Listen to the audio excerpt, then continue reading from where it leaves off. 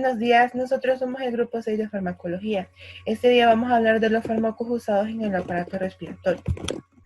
Fisiopatología del asma. El asma es una enfermedad inflamatoria crónica de las vías respiratorias que se caracteriza por la activación de mastocitos, infiltración de eosinófilos, linfocitos T auxiliadores de tipo 2 y linfocitos innatos de tipo 2. Tiene tres aspectos característicos: la obstrucción bronquial reversible, la inflamación y remodelado bronquial y la hiperreactividad bronquial. Factores desencadenantes, principalmente la alergia. Los alérgenos involucrados son las proteínas de origen animal y vegetal. Tras una reexposición se desencadena el ataque de asma, con una fase inmediata mediada por histamina, provocando broncoconstricción, y otra fase tardía con un tiempo variable de 6 a 8 horas, con una acumulación de eosinófilos. Otros factores desencadenantes son factores ocupacionales, ejercicio, por infecciones víricas o bacterianas y por analgésicos no esteroideos o bronquiales beta. Fisiopatología del EPOC. Son diversos procesos respiratorios crónicos, caracterizados por una disminución progresiva y frecuentemente irreversible del volumen de espirometría máxima por segundo. Clínicamente, se caracteriza por una limitación de obstrucción del flujo aéreo que se acompaña por producción de esputo, disnea y empeoramiento del intercambio gaseoso. A esta situación clínica común abocan afecciones diversas como la bronquitis crónica, el enfisema y el asma. Las células inflamatorias que ejercen un papel dominante en EPOC son neutrófilos, linfocitos CD8, macrófagos y células epiteliales de las vías respiratorias. El principal factor de riesgo es el tabaquismo. Otros son la contaminación atmosférica, la exposición laboral y determinados agentes y factores genéticos. Desde el punto de vista funcional, la EPOC se define como un aumento de la resistencia del flujo aéreo, que contribuye a una disminución de la luz bronquial por engrosamiento de la pared, la contracción de la musculatura lisa y la pérdida de elasticidad del parénquima pulmonar. Los fármacos usados para tratar el asma y la EPOC son los broncodilatadores y los antiinflamatorios. De abordar el punto número 2 y número 3 de esta discusión. Debido al tiempo y a que están en cierta manera relacionados, los voy a abordar como uno solo. Primero vamos a hablar acerca de los agonistas beta 2. Estos actúan en el músculo liso bronquial, activando la adenilbiciclasa de AMP cíclico, aumentando el pK, y según su vida media se pueden clasificar de acción corta o acción prolongada. De acción corta puede ser entre 3 a 4 horas y de acción prolongada entre 12 horas o más.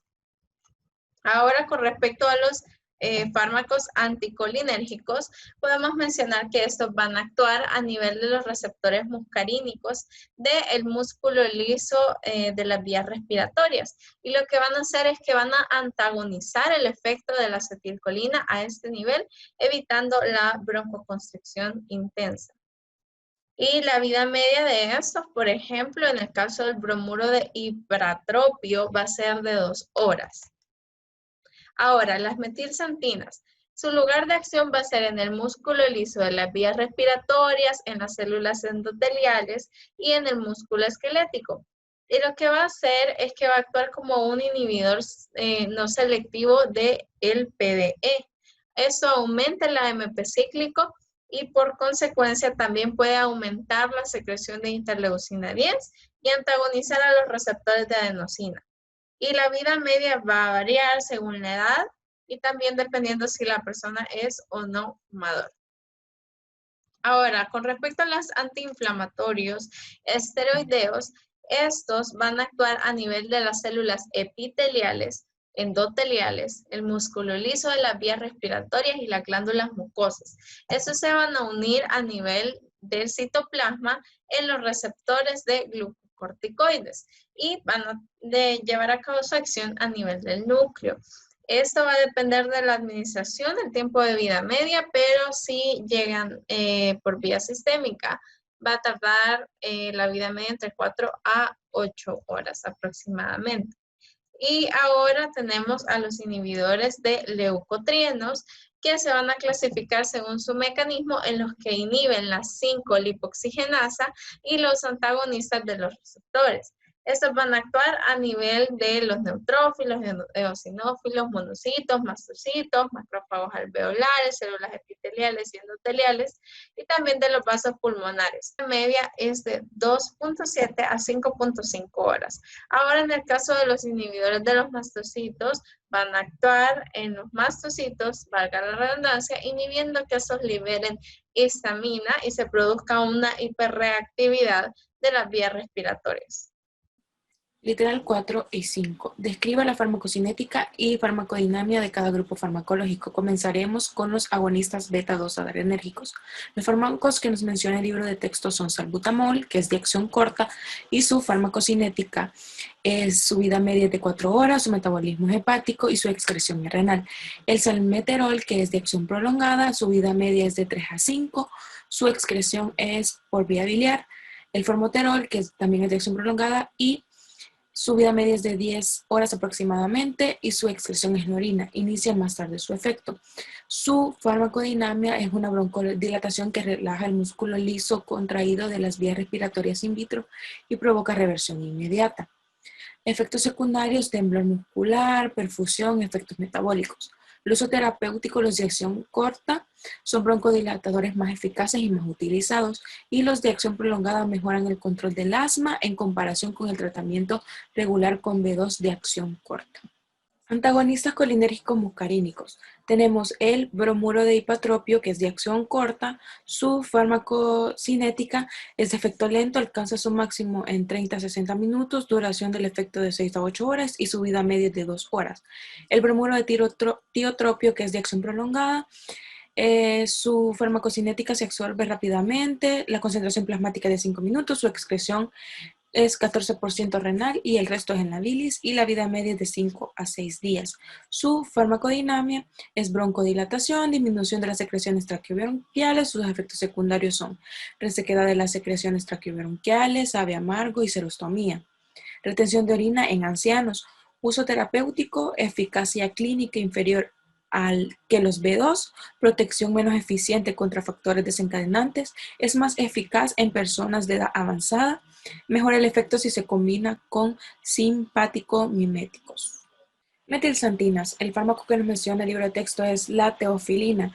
Su farmacocinética se absorbe con rapidez por completo, variaciones de eliminación debido a la diferencia de metabolismo hepático. La teofilina se metaboliza en el hígado, un intervalo terapéutico de 10 a 20 miligramos sobre litros. La vida media es de 5 a 10 días. Su farmacodinamia es broncodilatador, efectos secundarios como náusea, vómitos, cefalea, molestias gástricas, diuresis, arritmias, convulsiones epilépticas. Uso terapéutico en asma aguda, es menos eficaz los agonistas B2, por tanto se debe reservar para aquel paciente que no responde o no tolera los agonistas B.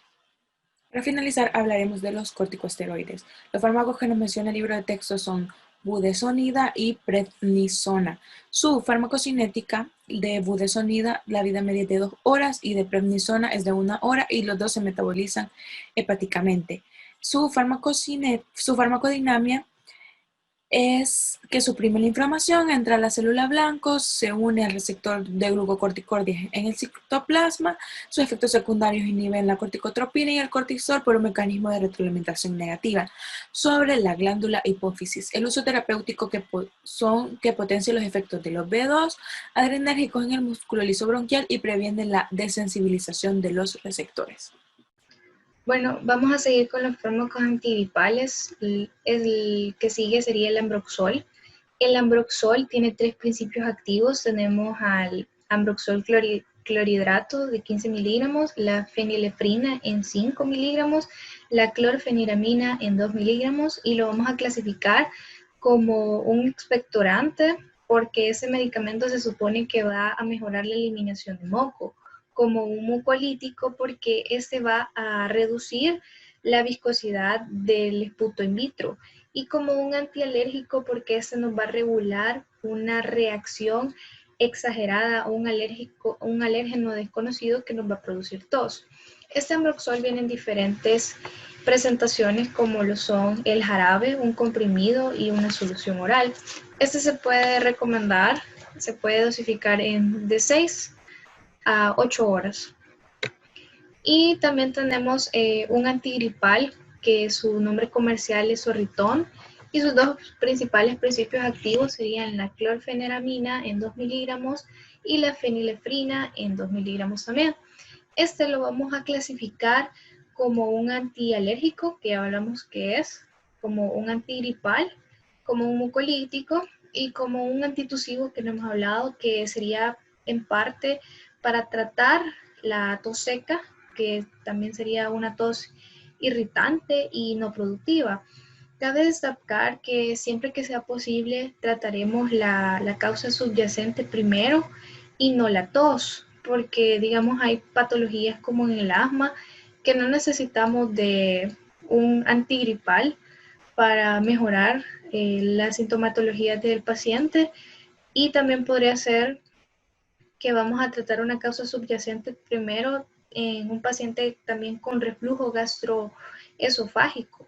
Esos pacientes tienen tos a través de un mecanismo de reflejo, entonces no es como recomendado dar un antigripal en eso, o un antitusivo, a pesar de que el paciente presente un cuadro de tos. Este antigripal vienen en diferentes presentaciones, como son jarabes, tabletas e incluso cápsulas. Y también en el caso del jarabe, pues se le puede dar al paciente cada 4 o 6 horas, pero no más de 6 cucharaditas al día. Continuando con la discusión en el apartado de fármacos antigripales o antitoxivos de venta comercial, los más populares en nuestro país tenemos Virogrip, el CAPS, dos presentaciones, AM, PM, principio activo, acetaminofén de 325 mg, que el acetaminofén, recordemos que tiene propiedades antipiréticas, analgésicas y utilizado para tratar la fiebre. Tenemos dextrometopano de 10 mg, que se utiliza antitoxivo, que es un supresor de la tos. Tenemos fenilefrina de 5 mg, que actúa como descongestivo. Y en el caso de PM tiene succinato de doxilamina, que se utiliza como antihistamínico y a la vez ayuda a aquellas personas que tienen dificultades para dormir a que puedan conciliar el sueño, y disminuye los síntomas de las reacciones alérgicas. Se clasifica como antialérgico, antigripal, mucolítico o antitosivo, el Virogrip. Luego tenemos otro fármaco que su nombre comercial, para la redundancia, es antitosivo. Tenemos dextrometophan brominato de 5 mg como principio activo, que lo que hace es supresor de la tos y antitusivo. Carboxilmetilcisteína de 150 mg, que actúa como expectorante en aquellas personas que tienen dificultades para sacar la flema, entonces les puede caer bastante bien. Y clorfenilamina, que actúa como antialérgico. La clasificación de este fármaco es antitusivo, mucolítico y antialérgico. Otro más popular que es el Sudagrip. Sudagrip es un antigripal. Tiene como principios activos paracetamol o acetaminofén, fenilefrina, que fenilefrina actúa como el descongestivo, y clorfenilamina, que actúa como antialérgico. La clasificación de este fármaco es antialérgico, antigripal, mucolítico y antitusivo. Como cuarto punto, hablaré sobre la fisiopatología de la tos. La tos es un acto reflejo voluntario e involuntario con función protectora. Esto evita el bloqueo mecánico de las vías respiratorias y también de eliminar patógenos, partículas y cuerpos extraños. Para que este acto de la tos se lleve a cabo, necesita estímulos irritantes procedentes de las fibras nerviosas sensoriales, cuyas terminaciones se encuentran en la mucosa de la laringe, tráquea y bronquios extrapulmonares. Todas estas transmisiones aferentes son conducidas mediante el nervio vago. También se dice que existen otros dos tipos de fibras, unas que son sensibles a estímulos mecánicos y otras que son sensibles a receptores inflamatorios. Todas estas aferencias son integradas en el centro de la tos, situado en el bulbo raquídeo, con una identidad aún no definida. La tos consta de 3 fases consecutivas. La primera de ellas es la inspiración profunda, la segunda, una compresión con aumento de la presión intratorácica, y por último, la expulsión dinámica con glotis abierta y alto flujo respiratorio. La clasificación de la tos tenemos que están agudas y crónicas. Las agudas son todas aquellas afecciones víricas. Esta dura menos de 15 días. Y la crónica ya puede ser por patologías como el asma, EPOC, puede también ser el síndrome de rinitis, goteo postnasal e inclusive enfermedades gastroesofágicas. Esta dura más de 15 días o también puede durar de 3 a 8 semanas. Los tipos de tos, esto sirve para determinar qué fármaco vamos a utilizar. Tenemos en tos productiva, que es la tos con flema, donde se hace uso de expectorantes y mucolíticos, y la tos improductiva, que es la tos seca, en donde se usan antitusivos. Como mecanismos de acción, los antitusivos, estos son capaces de reducir la frecuencia y la intensidad de la tos. Estos suelen dividirse en acción central y acción periférica. Los de acción central, estos deprimen el centro bulbar, que controla el reflejo de la tos, y los periféricos, que ejercen una acción anestésica o analgésica sobre las terminaciones nerviosas bronquiales donde se ha iniciado el reflejo. Un ejemplo de esta familia de fármacos tenemos el dextrometorfano. Los expectorantes, estos estimulan el mecanismo de expulsión del moco, incrementando así el movimiento ciliar que traslada la secreción hacia la faringe, donde puede ser eliminado o puede ser deglutido. Esta familia de fármacos aumenta el volumen hídrico, lo cual va a favorecer la expulsión del flujo nasal, ya que el contenido del agua es determinante de la viscosidad que posee el moco. Un ejemplo de esa familia de fármacos es la guaifenesin. Y por último tenemos a los mucolíticos. Estos reducen la viscosidad del esputo in vitro. Este es un grupo de fármacos derivados de la cisteína que reducen los enlaces disulfuro que unen las glucoproteínas con otras proteínas como la albumina o la inmunoglobulina A secretora. Asimismo, pueden actuar como antioxidantes. De esta manera van a reducir la inflamación de las vías respiratorias. Y como ejemplo tenemos al lambrosol.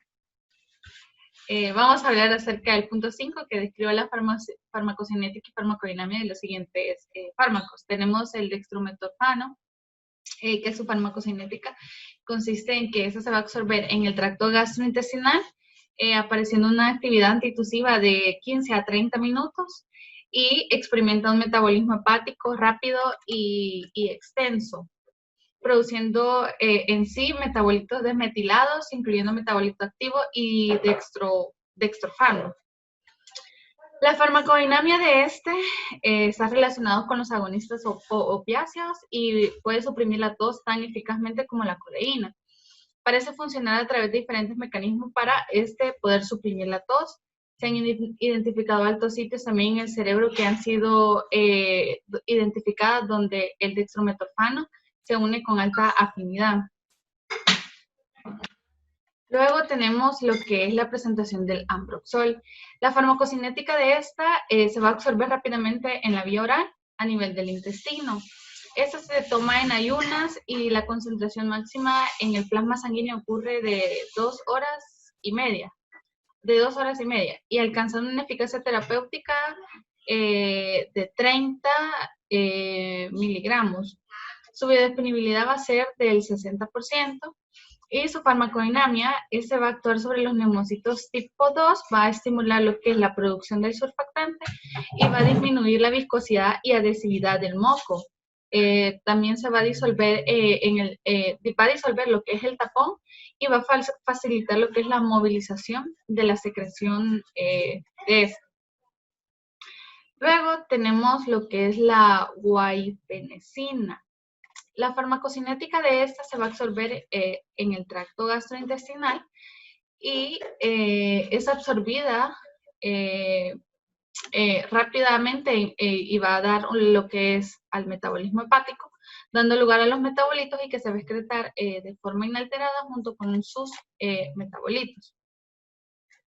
La farmacodinamia, esta va a ejercer su acción farmacológica a través de la estimulación de los receptores en la mucosa gástrica y esta va a incrementar lo que es la secreción de las glándulas del sistema gastrointestinal, que a su vez, de forma refleja, va a incrementar lo que es el flujo de fluidos de las glándulas que van a revestir el aparato respiratorio. El resultado va a ser un incremento en el volumen de las secreciones bronquiales y un descenso de la viscosidad, facilitando así lo que es la expectoración. Luego tenemos la clorfeniramina. Su farmacocinética se metaboliza extensamente y rápidamente en la mucosa gástrica. Luego, en su primer paso por el hígado, va a producir varios metabolitos. La semivida va a ser de 2 a 4 horas y la eliminación va a depender la edad del paciente. En adultos es más o menos de 20 a 24 horas, mientras que en los niños se va a reducir a la mitad. La farmacodinamia. Estos son antagonistas de la histamina que no van a inhibir la secreción de la histamina por los mastocitos, como hace el cromoglicato o el nedocromil, sino que van a competir con la histamina de los receptores H1, del tracto digestivo, del útero, grandes vasos y músculos lisos de los bronquios. Tenemos lo que es la loratadina. La loratadina, su farmacocinética, decimos que tiene una acción antihistamínica que tiene lugar hacia de 1 a 3 horas con un efecto máximo de 1 a 12 horas. Cuando se administra con el alimento, la absorción va a aumentar en un 40 a 50%, aunque el tiempo requerido para alcanzar las concentraciones máximas va a aumentar. Su farmacodinamia, este agonista es competitivo y evita que la histamina se fije a su receptor y va a bloquear los efectos de la misma sobre los receptores del tracto digestivo, útero, grandes vasos y músculos bronquiales. Los bloqueantes H1 tienen una serie de propiedades que van a compartir con anticolinérgicos, antiespasmódicos y bloqueantes gangliónicos y adrenérgicos. Luego tenemos la pseudoefedrina. Su farmacocinética comienza la acción que se produce después de 15 a 30 minutos, manteniendo un efecto descongestivo durante 3 a 4 horas. Los alimentos parecen retrasar también la absorción de este dicho fármaco, pero se va a administrar en forma de liberación prolongada. Los alimentos apenas van a afectar lo que es la absorción y su metabolito hepático se va a eliminar a través de la orina. Su farmacodinamia, decimos que la pseudoefedrina tiene un efecto similar a los de la efedrina, aunque su actividad vasoconstrictora y los efectos centrales van a ser inferiores a esta. Por último, tenemos lo que es la carboximetilcisteína. Su farmacocinética, decimos que ese fármaco se va a absorber rápidamente y sus máximas concentraciones se alcanzan en 2 horas. Las máximas concentraciones plasmáticas se alcanzan entre 1 a 2 horas, mientras que la semivida plasmática va a ser de 1 hora media a 2 horas. Y el volumen aparente de distribución es de 60 litros. La carbocisteína también penetra lo que es el tejido pulmonar y se va a acumular en el muco respiratorio. Su farmacodinamia.